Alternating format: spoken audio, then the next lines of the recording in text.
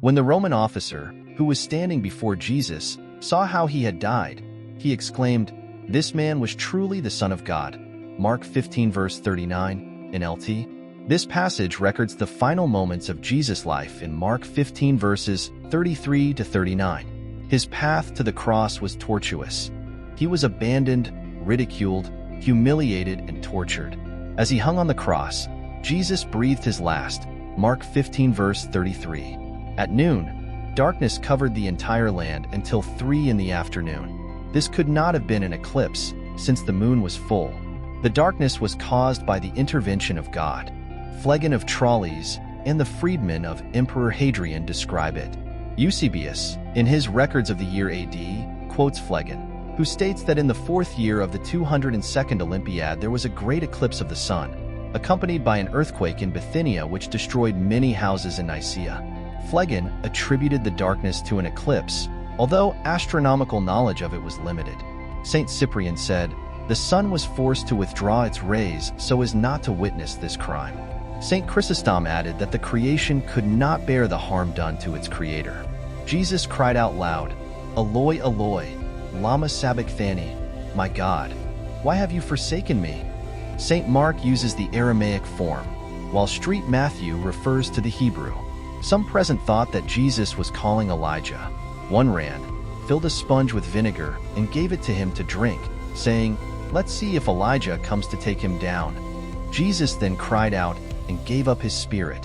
The veil of the temple was torn in two, from top to bottom. This veil, which separated the Holy of Holies, was the responsibility of the priests to open during the afternoon prayer, coinciding with the time of Jesus' death. According to Josephus, veils were heavy, richly embroidered curtains.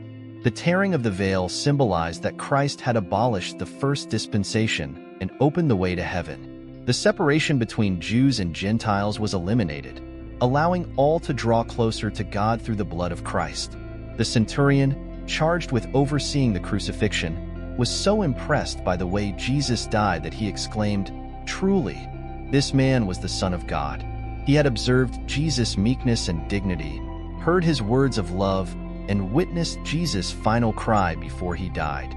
All of this led him to the conclusion that Jesus was the Son of God.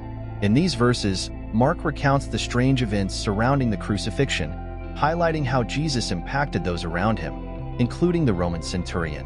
Jesus had kept his identity hidden from him at the beginning of his ministry, but now it was evident to everyone. The centurion, responsible for the execution, may have been moved by the way Jesus behaved in the face of worldly power, or by his words from the cross, or by the darkness and the tearing of the veil. Something stirred in his soul as he observed the lifeless body of Jesus, leading him to recognize him as the Son of God. What happened to that Roman officer afterwards? We don't know, but his statement is notable, since he recognized Jesus as the Son of God when he was dead, something no one else had done. Although we do not know his fate, Jesus also died for his sins, opening the way for him to be with God. Like Stuart Townsend's hymn, "How Deep is the Father's Love for Us," we need to realize that Jesus died for us. Don't reject Jesus once you know him. The decision to accept or reject Christ is crucial. As Stuart Townsend said, "Behold the man on the cross, my sin on his shoulders. Ashamed, I hear my mocking voice shout among the mockers." For many, today will be a time of decision. Accepting Jesus changes lives, and rejecting him can have profound and lasting consequences.